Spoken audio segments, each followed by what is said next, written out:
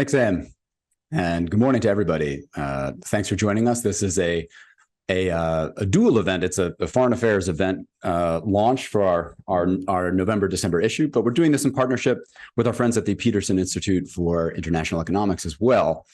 I like to think about what we're going to do this morning as sort of like a game of Clue, a foreign affairs edition of Clue, the board game Clue, with the mystery that we're trying to solve being who killed the Chinese economy. And we're going to get a couple of different, guesses at that. Was it zero COVID in the 2020s with the excessive state interventions? Maybe it was Chinese leader Xi Jinping in the 2010s with the civil military fusion strategy. Or maybe it was the CCP in the aughts with an outmoded growth model. We're going to get variations on those guesses today from our terrific panel of guests, Adam Posen and Zoe Liu and Michael Pettis. You have their bios. I'm not going to bore you with those, but take my word for it when I tell you that these are three of the very best experts on China and on the Chinese economy. They're going to share their perspectives with us on this question. We're also going to talk a little bit about the current situation in China, U.S.-Chinese relations, and what we can expect to come. So we're not just going to focus on the past, but also the present and the future as well. I'm going to start with Adam because actually this entire sort of question was brought to the fore by this tremendous piece that Adam wrote for the magazine a couple of months ago called "The End of China's Economic Miracle." That's what sort of started this debate. And the piece that is in this issue of the magazine is what's called a response package, where we asked some people to respond to Adam's argument and to critique it, and then for Adam to respond to them. So in some ways, this is like a live action version of that response package. And so what I'm going to do is I'm going to start with Adam. We're going to hear from Zoe. We're going to hear from Michael. I'm going to ask them some questions. About half an hour in, I'm going to turn it over to our audience. We have a lot of people on the call today, and I'm sure a lot of you will have questions for our guests. It should be a really good conversation. What I'm hoping we get out of this today is not just a sense of the history here, the economic and the political history that's relevant to the current moment, but a real understanding of how the way in which you interpret that history can shape the way you understand policy today and policy going forward. That's really what matters and where the rubber hits the road. So Adam and Zoe and Michael, thank you. Welcome. And let's try this out. Let's see if we can solve this mystery. Adam, let me start with you. Can you explain for me and for all of us what the idea that you put forward in your original article, which was that what China is struggling with is something that you refer to as economic long COVID. Can you explain what that is and the sources of it and the ramifications for the Chinese economy? Thank you, Justin. I'll try. And thanks to you for your editing and for Foreign Affairs for giving us the forum and bringing us all together. So in my view, the stunning fact about China's economic slowdown is how little bounce China got after reopening in zero COVID. And most economies, including Japan, including other neighbors in Asia, but all high-income economies, saw some degree of big consumer rebound right after they reopened. In China, that rebound barely existed and then fizzled out. And so when I look at that, what I find more deeply is that you see a huge shift in Chinese household behavior. They stop buying durable goods, autos, expensive things. Small businesses, which are essentially owned by households, do the same thing. They start putting more and more money into bank accounts, into cash-like liquid substances, or forms of assets. And in general, savings go up. But importantly, they're moving towards liquidity. And I interpret this as a reaction to the zero COVID policy, which made China's Communist Party and Xi's more aggressive interventions in the face of the average Chinese person. For decades, there was what I called a no politics, no problem compact in China. This, to me, was a big part of the actual Chinese miracle, that from Deng until Xi takes power in 2013, if you weren't a democracy protester, if you weren't an oppressed Muslim minority or some other ethnic minority, basically you could go about your commercial life. You might have to pay a bribe. You might not always get the contract you wanted, but basically you were left alone as long as you did no politics. Starting with Xi's consolidating power in 2015, but especially with their zero COVID crackdown, average Chinese suddenly were subjected to, your company is closed. You can't go to your job. You've lost your business. And it's arbitrary by a given party member in a given city making up their mind. And this resonates in a way with the people that putting an Alibaba executive in jail or putting an anti-corruption campaign does not, because that's just abstract leaders. And so when we have this breaks the compact, and it's very hard for an autocrat, which is what Xi and the Communist Party are, to reestablish credibility. They can say, oh, gee, we did it just because of COVID, and look at all the millions of lives we saved. That it's still not credible that they're going to go back, especially since there's a laundry list of ways in which Xi and the party have been more and more intrusive in recent years. And two key points to go with that. This behavior, this zero long COVID, economic long COVID, meaning the non-response of consumers to incentives because they're hoarding liquidity, they're trying not to get expropriated, they're basically scared. This occurred well before the breakdown of the real estate market. The real estate market is on top of that, doesn't help, but it occurred and is independent of that. And in fact, the behavior of moving into savings and out of durable goods is not necessarily what the real estate market crash would do. And the other point is this goes with a turn against the private sector, not just the big fancy, platform companies, but against the private sector more generally in China, which is marked and is different than the previous 30 years in China. So to me, we have economic long COVID in China. The ability to stimulate the economy is very limited, even though they keep trying. And therefore, there's pressure for capital, people, talent, and money to exit. And that's the direction I think policy needs to think about. Thank you. And so the sort of metaphor here that you're making with economic long COVID is that it's not the virus itself that sort of has caused these lingering symptoms, but the kind of overactive immune response on the part of the state that has stuck with us, right? Thank you for bringing it out. Yes, that is what I wanted to convey. Sure, good. Zoe, you wrote about this. Obviously, you took up Adam's article and you wrote a really interesting critique of it. I wanted to ask you if I understand your critique correctly, some of what Adam has written you sort of agree with, but the emphasis is slightly different. Can you explain? I'd love to hear your kind of basic take on the story that Adam tells about this and where your view of it differs. Yeah, thank you very much, Justin, for the opportunity to write this response. And, I do think Dr. Posen's metaphor of long economic COVID is very creative. And I do share with him in the sense that in terms of how COVID has shifted or put in front of the normal Chinese people's face in terms of the intrusiveness of the party, as well as President Xi Jinping.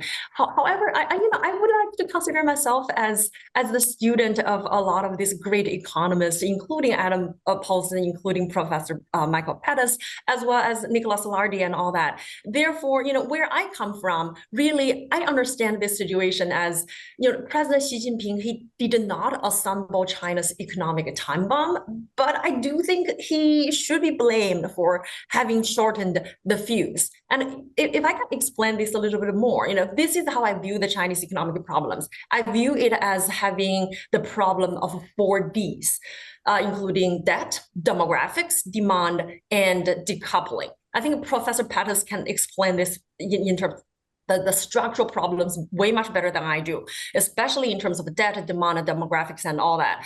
What I think President Xi Jinping's his share of the responsibility here is really with regard to how his policies accelerated the trajectory of decoupling. And a lot of these 4Ds that I talked about, debt, demand, demographics, decoupling, a lot of these problems have long been evident, as Professor Pettis noticed, and he's written widely about this. And President Xi Jinping and his predecessor, they were aware of these problems, but they really didn't do enough to mitigate these long-standing issues. So this, therefore, I think it's unfair to blame Xi Jinping entirely for creating all these problems or for the lack of economic recovery post-COVID. And that's why I think he didn't assemble the time bomb. However, really his responsibility is in terms of the decoupling. So this is where I think I agree with Dr. Posen in terms of the policy missteps that he did have been highly consequential. But I would differ with Dr. Posen in terms of the role of the decoupling, or for that matter, the identifying COVID-19 as a critical juncture. I would argue that actually, the critical juncture happened several years before zero COVID, the COVID-19 as well as zero COVID, because if you remember back in 2013, President Xi Jinping already put out his own personal explanation, to what does he mean by what he thinks reform and deepening reform and opening up means. And in writing and in his speech, he specifically talked about, for him, reform and open up really is about the emphasis of the state sector, the leadership of the party in, economics and finance. And, in a way, he has been quite honest. And then why this matters for decoupling and why this relates to COVID, I would say that, the net effect of zero COVID was actually to make President Xi Jinping overconfident that his assertive foreign policy could be persuasive. And, many of us probably still remember the initial shock of COVID. The Chinese government response was relatively successful in terms of control the spread of the virus compared with the rest of the world.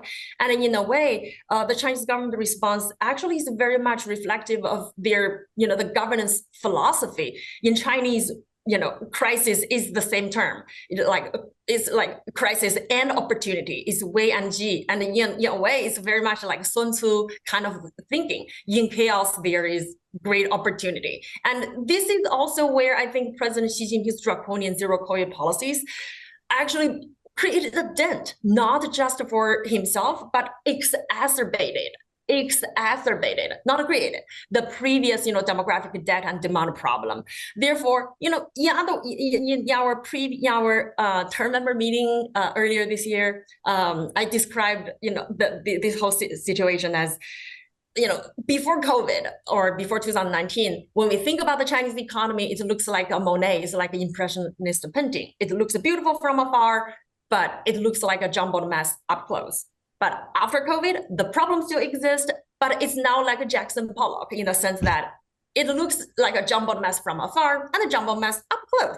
So from that perspective, I really don't think President Xi Jinping should be blamed for the lack of recovery or for the time bomb, but he actually did shorten the fuse.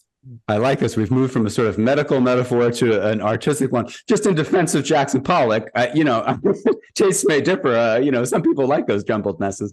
That's interesting, though, because I'm thinking about what you said about the overconfidence, that it's good to remind ourselves that in the early phases of the pandemic, there was reason for the Chinese government and for the CCP to believe that what they had done was sort of correct and they were doing so much better. That's an interesting thing that I think we've tend to forget in our presentism. Speaking of presentism, I think Michael, your contribution here and your critique, if I understand it again correctly, and you can explain this more thoroughly, is that you see the roots of some of the problems that China is now facing far earlier than both Adam and Zoe. And sort of not only see them there, but believe that they were sort of foreseeable and even foreseen. Can you explain exactly what you mean by that? And whereas Adam has talked about the turning point being, or maybe not the turning point, but the point of no return being 2020, Zoe has talked a little bit about 2015 and 2013 with Xi's arrival on the scene. I think you seem to put this turning point closer to around 2006. And I'm curious about what are the factors, what was happening then that sort of cast the die in your point of view? Sure. Well, thanks very much, Justin, and thanks, Adam and Zoe. The other famous Adam Tooze refers to me as the structuralist, and I think that's accurate. I think it's a much more structural argument as to what happened with China. Basically, the Chinese growth model, this sort of the high savings, high investment model, is not particularly Chinese. Many countries have followed it, and it always seems to follow a pretty similar path. You have a period of very rapid healthy growth, followed by a period of very rapid unhealthy growth driven by a surge in debt, and then a difficult adjustment. And one of my favorite economists, Albert Hirschman, talked about this way back in the 1970s. And what he argued is that this is what happens to a successful development model. A successful development model, by definition, makes itself obsolete because it resolves the problems it was designed to address. And then you need to shift the model. And if you don't shift the model, you end up developing a different set of imbalances. And he also noted that almost no one shifts the model. And the reason, he argued, is because a successful development model creates a series of institutions that disproportionately benefit certain constituencies that become very powerful, and it's very hard to shift the model because of the blocking efforts by those constituencies. Well, you know, he died before the whole China story, but he could have been talking about China. And so what I would argue is that this high investment model made a lot of sense in the 1980s and 1990s when China was possibly the most underinvested economy in the world. But with the fastest growth rate of investment, they closed the gap pretty quickly between what they had and what they could productively absorb. Now, at that point, you're supposed to shift to a different model, but no one ever does. Not Brazil in the 1970s, not Japan in the 1980s, not the Soviet Union in the 1960s. And that's when you end up with very high investment rates that are no longer productive. So when that happens, you start to see debt grow faster than GDP. So this is a pretty old story. I would argue that most people would say the problem began in 2009, 2010. I think it started earlier than that, but it doesn't matter. At some point, we started to see this unsustainable acceleration of debt in order to maintain high growth rates. And here's where another economist that I cite a lot, Janis Kornai, is very important. Kornai argued that in these types of economies, you have a shift from the hard budget constrained part of the economy to the soft budget, as long as you want high growth rates. Because a hard budget constrained part of the economy, for example, the private sector, won't systematically engage in non-productive behavior. If they do, they go bankrupt. So if you want to maintain higher growth rates than the real economy can deliver, then you have to increasingly shift activity to the soft budget constraint, which in China was largely local governments in the property sector. And so as a result, the problems in China predate Xi Jinping. In fact, back in 2012, remember when Xi Jinping became party secretary, we all agreed this was a good thing because he was a pragmatist and a market guy. And back then I argued that if you looked at the historical precedents, what was very likely to happen was a re-centralization of economic decision-making, because the conflict over adjustment would be so difficult that without a re-centralization of power, they would probably fail to do it. So I would argue that all of this was already baked into the pie before COVID. Now, I agree with Adam and Zoe that COVID mattered. And I think it mattered because it accelerated what was already a pretty bad process, not just in the US, not just in China, but in the US, Europe, and the rest of the world. So we saw the debt pick up even more rapidly. And more importantly, during that period, we saw the household share of GDP drop. And what was particularly bad, we saw income inequality increase, which put even more downward pressure on consumption. So I would argue that that's the basic problem. And you know, if I could summarize it in a snappy phrase, I would say it's not that the re-centralization of the economy caused the slowdown. I would say it was the slowdown that caused the re-centralization of the economy. That's interesting, and you have the causal arrows reversed in a sense from where Adam does. That the two of you sort of see this as you see the same factors, but you see them affecting each other in a different sequence almost. Yeah, Can I add? Yeah, please jump in. Yeah. Yeah, and I just want to affirm Dr. Liu and Professor Pettis's characterizations. These are very different points of view. As you just said, Justin, causality runs the other way. I would make 2 points. I think first, the heavy-duty structuralist version, which Michael argues for, is too dismissive of the agency of both the party and the average Chinese household. If you look at the period, even including the period Michael talks about, there's an enormous growth in private sector employment, in returns on private sector assets, in private sector investment, as my colleague Nick Lardy documented in Markets Over Mao. And then starting in 2015 and accelerating, Xi turns it around. But then again, the households don't react until we have the zero COVID in the way that I identify. And so to me, while the structuralist problems are there, it both exaggerates the determinism coming out of the structural problems and also, frankly, their magnitude. All economies slow down, all economies accumulate over time. There was nothing inevitable that you couldn't have put more money in the private sector and gotten higher returns than you did the last several years. Anyway, just to say, I think Michael and Zoe are being perfectly fair, contrasting views, but just that would be my point of difference. I don't think their model fits the developments that I saw. Right. Let me ask you to clarify one thing though, and then I'll ask, and that will probably generate a response either from Zoe or Michael. You say this wasn't inevitable, and I guess what I'm curious then is that it's really sort of a political question. And I'm wondering why, if it wasn't inevitable, why were the choices made that you see, as having led to this point that where there was agency? You talked about the household spending patterns. What about on the policy question? What was the particular policy choice, and why do you think that was the choice that the CCP opted for instead of the other choices that presumably you think might have, if not averted the current situation, at least pushed it further off into the future? I'm not a good enough Chinese expert. I'm a macroeconomist to do that, but I think there are 2 clear contributing factors. One is that, not to over-personalize this, but in an autocratic system, the views of the leader do matter. And Xi's views clearly from the time he took office, but particularly from 2015 forward, were that the market had gone too far, the party had gotten soft, the people had gotten soft, and you had to deal with it. A second factor is, you can argue how much, instead of something none of the 3 of us have mentioned yet, the external environment. How much, although Zoe makes reference to the remilitarization needs, to be fair. So how much this is a reaction to perceived threats or external ambitions, and that pushes you in this direction. But I think it's ultimately mostly about control. And that's why, again, I tried to speak of the long COVID.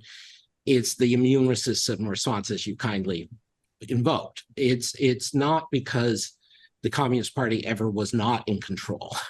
It was that the Communist Party's self-control broke down. That unlike Deng and his successors, Xi broke this no politics, no problem compact.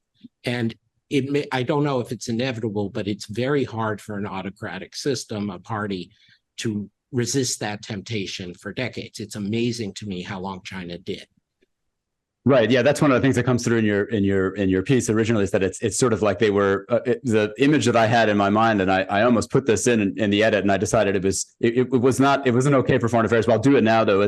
It was that image of the old Roadrunner cartoons, yeah, right? Where Wile E. Coyote kind of goes out over the edge of the road and is sort of running on air until suddenly he realizes and drops. That's kind of the image that I got from your analysis of Chinese, recent Chinese economic history. So actually, before I want to go back to Michael in a second, but so Adam mentioned something that I did want to bring in, because one thing that your essay talks about is this question of Xi's kind of a broader foreign policy and its effect on some of this, the sort of the re-embrace of nationalism, what you describe as this civil military fusion, and its effect on the Chinese economy. Can you pick up where Adam left off there and kind of talk a little bit about that context in which this happened? Because that's also on our minds now, I think, with the APEC summit happening this week, and with the meeting between Biden and Xi. And I'm sure that some of our attendees are going to want to hear a little bit about that. So it'd be interesting to hear your take on that.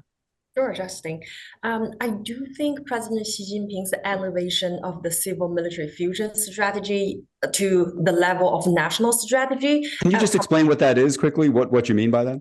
So this so-called strategy did not start from Xi Jinping. It's the whole civil military fusion started during Hu Jintao's era. The idea is to empower or basically mobilize Chinese, the whole of a society, whole of a nation element, blurring the nature of military as well as and the private sector and the civilian sector in terms of technological advancement and technological self-sufficiency. So President Xi Jinping really elevated that into to the level of national strategy, and combining that with the made in China 2050. So a lot of this really triggered alerted Western politicians, and in particular here, U.S. policymakers in Washington, D.C.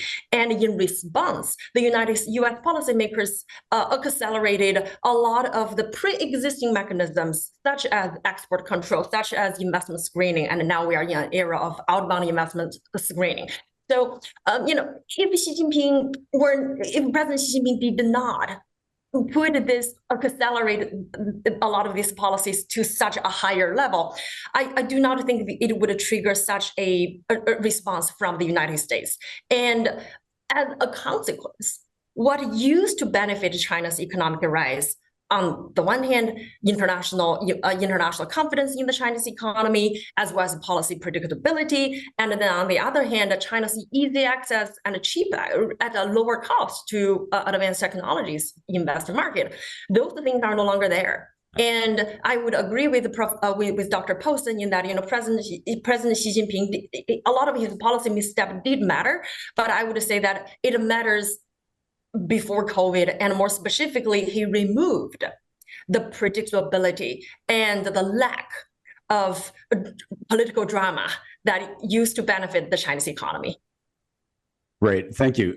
Michael, I'm going to turn to you, and I have a sort of clarification question for you that I hope will be fruitful. In the meantime, folks who are joining us, if you want to start thinking about the questions you want to ask, I'm gonna go to that next. But Michael, when both you and Adam sort of tell this story, that to my kind of layperson's mind, it brings to mind this expression that at least when I was a college student, I learned, which was the middle income trap, right? That there was this kind of problem where, as you put it, a system was developed to solve a certain set of problems, and then once it solved those problems, it became obsolete, and you had to switch. Is that essentially what you're describing? Is that another name for what you're describing, or is that different from what you're talking about? And regardless of what the answer is there, I guess my question for you is, if China missed its opportunity, or the opportunity it had sometime in the aughts to shift growth models, do you only get one chance as a regime type, or is this a kind of thing that you can try again, you can keep adapting? What's your view of that? Well, to address the middle income trap, it's not a phrase that I really like, because it seems to me that we often trot it out to mean we don't know, so it must be the middle income trap. But in terms of the, I would call it an investment trap, because it affected all countries that had very, very high investment growth models. Japan, which is certainly not a middle-income country, it's quite a rich country, also went through this trap. Poorer countries like Brazil in the 1960s and 70s and so on. There's about 2 dozen countries that went through this growth model. And what's really striking is how they all follow the same pattern. You have very rapid healthy growth, followed by very rapid unhealthy growth, followed by a very difficult adjustment. And the adjustment can range. I talk about the American style adjustment, which Brazil followed too, which is a rebalancing in the form of a crisis. So the United States in the 1930s, you'll remember GDP contracted by 35%, household income contracted by half of that, brutally painful, but it rebalanced, and it was quite quick. In Japan, what we saw is that GDP growth went from roughly 4 or 5% to around 0.5%. Consumption growth dropped by a lot less. I don't have the per capita numbers, but the per capita numbers look like they dropped from around 3% to 2%. So it wasn't as brutal an adjustment, but it took a very long period of time. And what's really striking about this, and Darren Acemoglu and James Robinson do a series of very interesting papers on this, what's really striking is how politically disruptive it's always been, except for two types of political systems.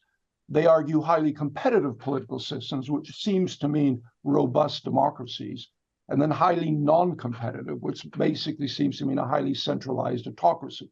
By the way, an example of the latter was China in the 1980s, a series of reforms ferociously opposed by the party, but with a highly centralized leadership, they were able to implement the reforms anyway.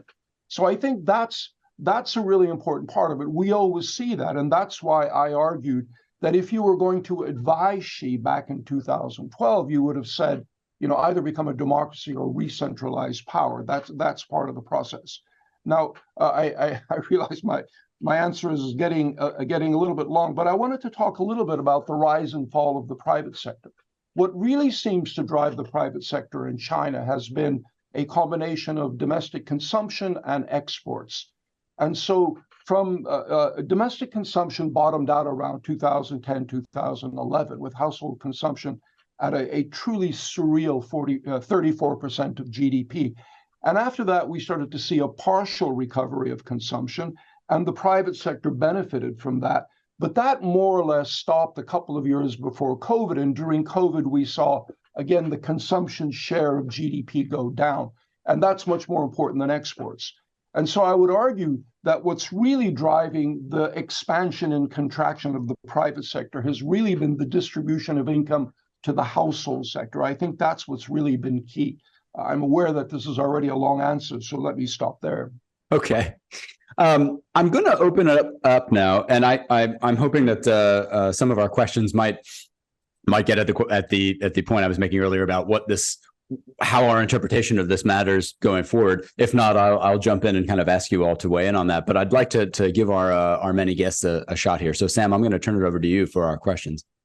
Thank you so much.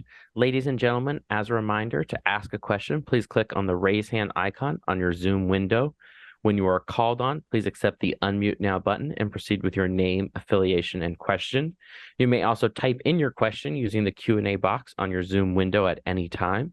And as a reminder, this meeting is on the record. Our first question is a written submission from Bert Eli, who asks, to what extent are China's economic issues an inevitable consequence of its authoritarian governance? Viewed more broadly, is authoritarianism over the long term an economically unsustainable form of government? Okay, I think Michael was sort of gesturing at some of that in his last answer. Maybe Adam, do you have a kind of very short answer to that one? Yeah. So as I tried to say a minute ago, I think that there is an autocratic temptation by the individual or by the party. Look at Orban, look at Putin, look at Duarte, look at Chavez and Maduro in Venezuela, look at Erdogan, that at a certain point, you want control. And so it's very hard to resist the urge to exert that control. And so it's not inevitable, but I would say it's very unlikely that you can sustain having authoritarianism and not having excessive intrusions, and importantly, arbitrary intrusions. I mean, that's the key thing that I would emphasize about the household sector reaction, the long COVID in China, is that it's about the arbitrary nature, the capriciousness of authoritarian policies. And that's what causes the immune reaction of people trying to self-insure. So authoritarianism can work for long periods. There was the old Sam Huntington argument about political order and changing societies with the example of Korea in the 50s and 60s.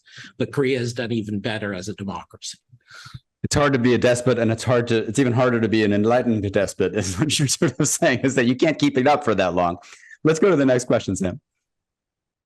Thank you so much. Our next question is a live question from Tara Hariharan.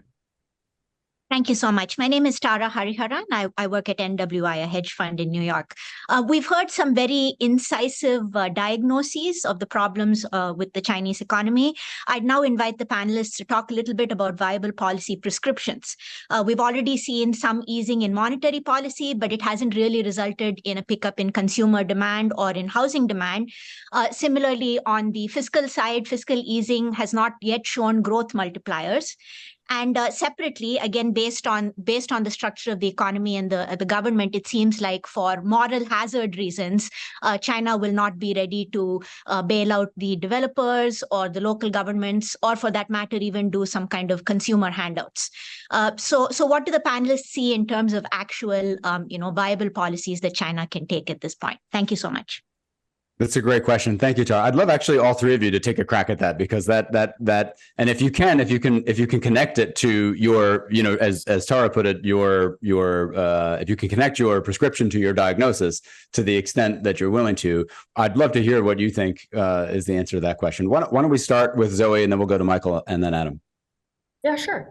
Tara, thank you very much for your question. I think there are two pieces. One is domestic, one is international, because I do think the Chinese economy right now is at the stage where reform and deepening reform domestically is not necessarily going to be about the pure distribution of benefit, but it also involves the allocation of pain, because systematic financial repression already built around it itself, institutions as well as the incentives that people just resist additional reform.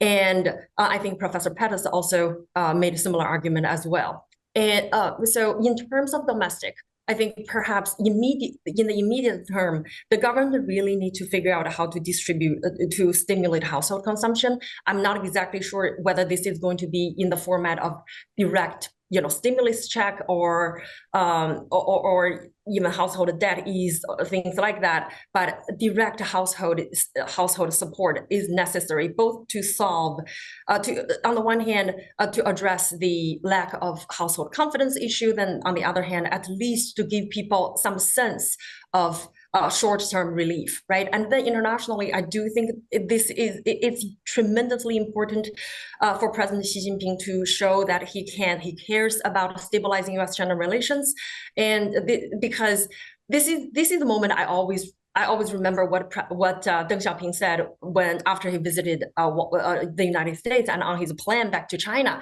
he told everybody on the plane saying that, if you look around the world, for those who are friends of the United States, they all become rich. And I think I'm not exactly sure to what extent this kind of political willingness is still there, but at least I think APEC is an opportunity for President Xi Jinping to restore the relationship, and in particular to try to stabilize the relationship. That's interesting. I wonder whether that perception holds about the value of friendship with the United States these days. Michael, what's your basic sort of prescription or policy advice for how to deal with this slowdown? I think it's not very surprising. In fact, there is a consensus. It's not universal, but there is a consensus among economic policy advisors and economic policymakers about what China needs to do. And very specifically, they need to boost domestic demand, domestic consumption, because if you bring investment down, and everyone agrees that China has an overinvestment problem, but if you bring it down, the economy slows, workers lose their jobs, consumption drops, and you get all these terrible things. So what you really need to do is, as you bring investment down, you've got to bring consumption up. So everyone agrees on that. So how do you bring consumption up? Well, there's basically two ways. One way is you encourage somehow households to save less, quite hard to do, because the weak economy is probably what's encouraging them to save more. Or you encourage household debt. And in fact, banks have been told to expand their consumer loans. Of course, banks only want to lend to professionals who own their own homes, and it's become sort of a joke here. If you're part of that favored group, banks are desperately trying to get you to borrow at incredibly low rates. But that's not sustainable. China already has the highest household debt as a share of GDP, among the highest in the world, higher than in the US. So the problem with monetary stimulus in China, it doesn't work like in the US. Monetary stimulus tends to stimulate the supply side of the economy. So every time we've seen fiscal expansion or monetary expansion in China, rather than rebalance, the imbalances have gotten worse. So what do? Well, again, everyone agrees we have to increase the household share of GDP. We have to increase their wages, transfers, the social safety net, et cetera, et cetera. What hasn't really been discussed yet is the hard part.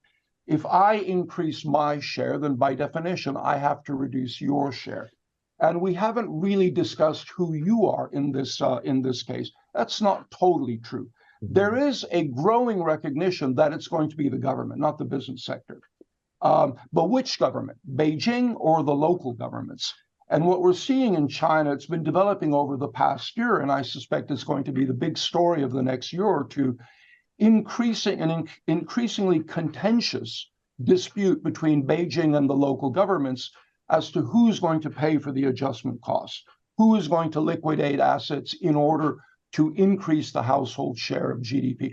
I could go on that for an hour. It's a very complicated issue. But ultimately, I think Beijing knows what they have to do. They just don't know how to do it. That's fascinating. There's a bit of a zero-sum quality to what you're describing, and the question is who's going to wind up with the short end of the stick. Adam, Michael said that basically everybody agrees about what has to happen, that the disagreements are about how to get there. Do you share that view, and do you have thoughts about? I know you do from your piece, but can you tell us what your sort of prescription is in terms of how to get there? I think there's disagreements on how much those solutions would help. I think so.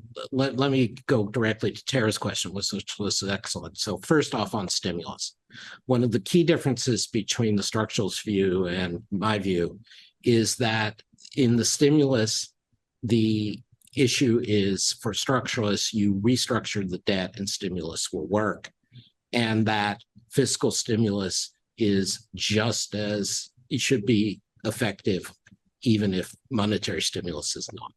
Whereas in my point of view, because the households are beaten down, it's not going to work that way. And so the Chinese officials, despite the moral hazard, have been doing stimulus. And in fact, they've just announced a 1 trillion yuan bond issue, which is going to be directed to plugging the holes in local and state, not state, but anyway, local and regional government balance sheets.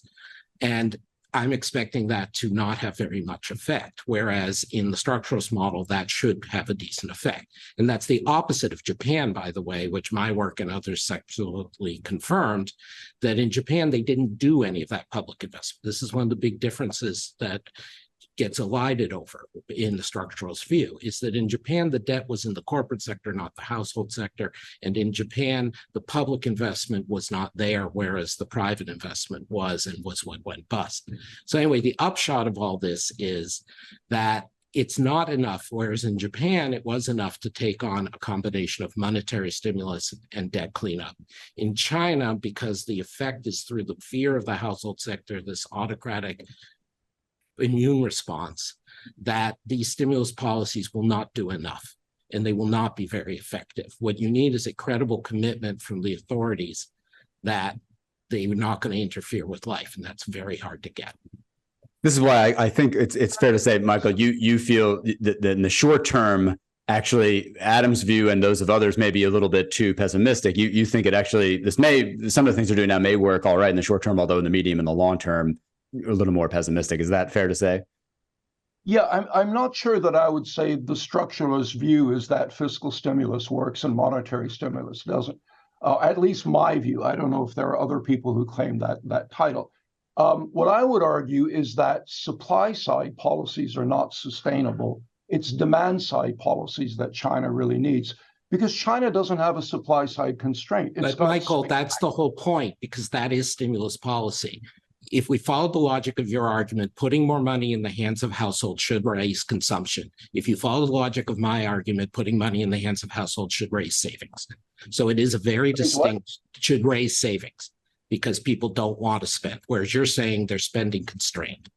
So there is a very clear difference in our predictions on what would be the result of fiscal stimulus. Okay, yeah, definitely a very clear difference in our views.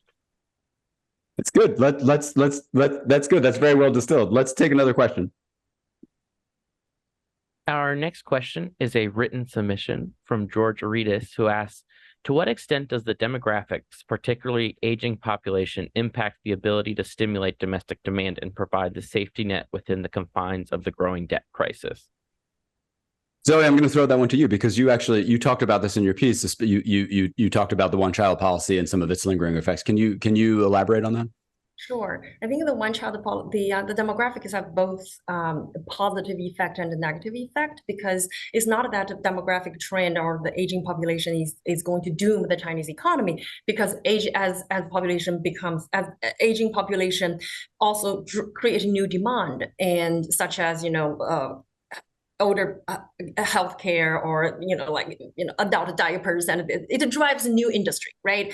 But then the downside of that is what worried me more. If you just look at the trajectory, by 2040, China is going to have about 402 million people who are above the age of 60, which is the current legal retirement age. And at that time, the United States population is going to be around, the entirety of US population is going to be around 390 million. In other words, within the next 20 years, China is going to, the older, the retired Chinese people is going to, the population is going to be higher than that of the United States. And that is not going to, not only removing China's demographic premium, but also going to raise the healthcare cost tremendously, and the social safety, the social welfare system already has been burdened a lot during COVID. And then the final part in terms of why demographic trend in the long run bodes not good for the Chinese economy is really about the real estate sector. Real estate sector is about 30% of the economy, and as a family formation rate decline, as Chinese women not necessarily willing to get married, bear children, basically that is going to permanently drag down demand in the housing sector. So demographics, I don't think in the long run is going to bode well for the Chinese economy. Let's take another question. Our next question is a live question from James Galbraith.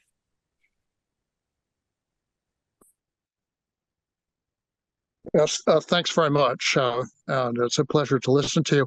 I wrote a paper on China for the Council on Foreign Relations around 2001, and some of these issues were already being raised. In fact, experienced there in the 1990s, people were saying, economists were saying, they should raise consumption and lower investment. There's nothing more dangerous than when economists reach a consensus. You can be sure that something's about to go wrong. In this case, it seems to me that the incomes that the Chinese households have in excess of what they consume are because of the high investment share. That's what gives them the incomes over and above what they're spending. So you can't really ask them to raise their consumption share out of their savings. The savings is what they're not consuming right now because they don't want to and they don't need to, and they have incomes above and beyond their needs. Back in the 1990s, when I was advising the government of China, this question was already being raised. And I asked them, what are you talking about here materially? Are we going to build roads and not sell cars and not have roads to drive them on or gas stations to fill them up in? Are you going to ask people to buy televisions and not have apartments for them to live in? What is this distinction in material terms? And why are Western economists fixated on it when the Chinese have been doing quite well for the last 40 years by essentially not following this advice? Thank you very much. Okay, I'm going to try to draw a question out of that. That's an interesting comment. I think what Mr. Galbraith is getting at and is what is the real capacity that the state has to alter this decision making, whether it's in amongst companies or households, right? That what can they? How much ability do they really have to change decision making at all? I don't know whether Adam or Michael, one of you wants to respond to that, or whether you heard another question in there that you want to address. So thanks to Professor Galbraith for listening and contributing. I would take the question you put forward, Justin, and I would say two things. First is again, Michael Pettis and I are on opposite tracks, but have some parallels. So I also read a lot of Albert Hirschman, and I invoke in my response exit voice and loyalty. And so when we ask what's the response, I think a lot of it is going to be Chinese households, Chinese businesses exercising more exit. Meaning instead of showing loyalty or complaining domestically, which is not an option really, they're going to be trying to move their people, their plants, their money out, not in a huge number, but in a markedly larger number. And all the data of the last several months, the movements in the yuan, the stories about China cracking down on outflows of capital fit that. And then that has the policy question, which you may want to get to, Justin, of my arguing that the U.S. should, instead of be doing sanctions to constrain China, should be doing suction to get stuff out of China and put pressure that way. Let's go right to that, Adam, actually, because I do want to ask that question. I want to hear what Michael and Zoe have to say about that as well. If we've talked about what you would sort of advise President Xi or the CCP, one of the real questions, and I would recommend to everyone on the call to look at a piece we ran this week by Dan Rosen and Logan Wright on this question of what should American policymakers do in reaction to this slowdown? How should they treat it? Should they try to exploit it? Should they lean into it? What's the proper response from the U.S. point of view to what's happening in China, regardless of what the sources of the problem are? So why don't you take a stab at that, and then we'll hear from Zoe and Michael, and that'll probably bring us to time. Yeah, so I'll try to be quick. As I argued in the original article, which you guys posted on in early August, you want to think in terms of suctions, not sanction. That the way to put pressure on the regime is to make it so that it's attractive for people to leave. And then that creates a dynamic we've seen with other autocrats in the economic sphere, that they try to put up more controls against capital flight, against outward migration, against outward investment. And those controls induce more desire to leave. And so you're not going to collapse the Chinese Communist Party regime, but this is a much more constructive, positive way of putting pressure on the Chinese Communist Party regime than being confrontational, trying to bottle them up. The key, and I've made this case to various senior U.S. economic officials with who knows how much influence at this point. It also depends, obviously, on domestic politics in the U.S. to take advantage of this. But it's a much more attractive position and, frankly, a much more sustainable position with allies and with the world, and when U.S.'s own economic interests to be pursuing pressure through this means than pursuing pressure through trying to push China down. The second point to go with that, and this will be my last point, is that we have a world in which, for a while, the Biden administration and the Trump administration were saying China is a huge threat because they're so economically powerful. Then, shortly after my article came out, no causality, of course, President Biden suddenly says China's in deep economic trouble, so they're a big threat because they might lash out. Now, these are not necessarily contradictory, but there is a tension there. One's about capacity and one's about intentions. And I think the Biden administration, since the president's statements in August, has wisely moved into this APEC summit more about we're not trying to beat China down. As Secretary Yellen said a couple days ago, we want a constructive economic relationship with China. Let them fail on their own terms. Don't be us saying we're against the Chinese people. We're against the Chinese people making a living. We're threatened by Chinese students or Chinese business. Let us be focused on the Chinese Communist Party and their external intentions, but don't beat them while they're down. And I'm hopeful that there has been that change in the Biden administration approach. Michael, is that your view as well? Would that be your advice, or would you differ on anything there? Well, first of all, I don't think China is the economic threat that we make it out to be. I think Americans have a history of paranoia. And maybe it's the strength of the U.S., but, we were terrified of Japan, terrified of the Soviet Union. It's a economically, I'm not talking about geopolitically. It's a common trend. And we tend to get it wrong for the same reasons. I would say what really matters to the U.S. is not whether China slows down, but the way in which it slows down. One of the big problems is that if you look at China within the global context, I had an article that came out in the FT last week. China represents roughly 18% of global GDP, which is probably overstated. It accounts for 13% of global consumption, which is incredibly low. It accounts for 31% of global investment and 30% of global manufacturing. So what really matters to the US and to Europe and the rest of the world is how those things shift as China adjusts. Now, if China has a Japanese-style adjustment where you see consumption growth sort of stable, maybe down a bit, and much of the adjustment occurring with a reduction in investment, what you're likely to see is the savings rate in China go down faster than the investment rate, so that the current account deficit as a share of global GDP will contract, which is exactly what happened with Japan in the 1990s. In which case, China's adjustment adds a bit of global demand to the world. It's unevenly distributed. If you're a Brazil, an exporter of iron ore, you're going to get badly hurt. If you export agricultural commodities or consumer goods or import industrial commodities, you'll benefit more from China's adjustment. But that's the key. Now, if China adjusts, or as it attempts to adjust, tries to shift lending away from the property sector and into the manufacturing sector, which we're already seeing, right? The decline in property investment has been more than matched by an increase in industrial investment.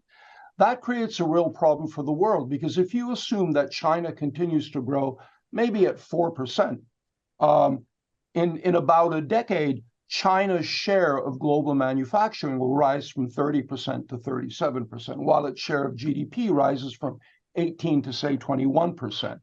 That means the rest of the world, in order to accommodate China, has got to reduce its own manufacturing share. And you'll have a better sense of this than I do, but I don't get the feeling that that's what the US wants to do, or Europe, or India, or any of the large economies. They want to increase their manufacturing share. So that creates a real problem. But from our point of view, what matters is how China adjusts, not whether it adjusts. That's interesting. That's an interesting challenge. I'm going to give Zoe the last word here before we close. Zoe, what's your basic baseline advice to the Biden administration, to American policymakers in terms of how to react to the Chinese slowdown? I would say that we would reevaluate the premise for America's China policy, because the premise of our China strategy has been that China will surpass the United States economically, challenge the United States ideologically, and confront the United States militarily. However, in our China strategy, it seems that we haven't paid enough attention to the Chinese people until during COVID, we started to see, oh, actually when we think about China, there is also the angle of Chinese people. And as Dr. Posen's article showed, actually, the Chinese people not only have agency, but also perhaps there is a growing incentive mismatch between the party and the Chinese people. And I think US government should be aware that this is not necessarily the moment that we want to push China or President Xi Jinping or the party to look inward, because a country as big as China, the second largest world economy with 1.4 billion people, if an isolated China with that big of economy and that large number of population who become angry, and in particular angry at the United States, that is going to be very dangerous. Well, I don't envy any policymakers or officials in the administration right now trying to puzzle through exactly how to do this and what to do over the next couple of days. And I certainly don't envy whoever is putting together President Biden's briefing book. I do hope that they have read all three of you in foreign affairs. I think if they do, they'll be a little bit better prepared for that very difficult job. I want to thank all three of you. I want to thank our friends at the Peterson Institute, and I want to thank everybody who attended this morning. Best of luck to you, and thanks again.